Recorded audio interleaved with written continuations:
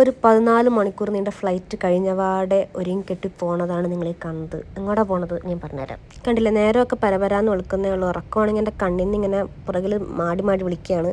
സൂക്കിന്ന് അത്യാവശ്യമായിട്ട് കുറച്ച് സാധനങ്ങൾ മേടിക്കാണ്ട് അങ്ങനെ സൂക്കി പോയി. സൂക്കി ചെന്നപ്പോൾ അതേ കുതിരപ്പുറത്ത് കുറേ അറബിയങ്കന്മാരെ കണ്ടു. അങ്ങനെ കുറച്ച് നേരം കാഴ്ചയെ കണ്ടിരുന്നപ്പോഴേക്കും കുറച്ചധികം വിശക്കാൻ തുടങ്ങി. അപ്പോൾ ആസ് യൂഷ്വൽ ഒരു ഫുഡ് സ്പോട്ട് ഇട്ടിട്ടുണ്ടായിരുന്നു. അപ്പോൾ ആ ഫുഡ് സ്പോട്ടിൽ പോയി കുറച്ച് ഫുഡൊക്കെ എക്സ്പെരിമെൻറ്റ് ചെയ്യാമെന്ന് വെച്ചാൽ നമ്മൾ അലി അൽ നമ കോഫി. അപ്പോൾ അവിടെ കുറച്ച് ഫേമസ് ആയിട്ടുള്ള ചപ്പാത്തി റോൾസ്, പല ഫില്ലിങ്സ് ഉള്ള ചപ്പാത്തി റോൾസ് ഉണ്ട്. അപ്പോൾ അവിടുത്തെ ഫേമസ് ആയിട്ടുള്ള ഒരു സാധനം ആദ്യം ട്രൈ ചെയ്യാമെന്ന് വെച്ച് പറഞ്ഞു.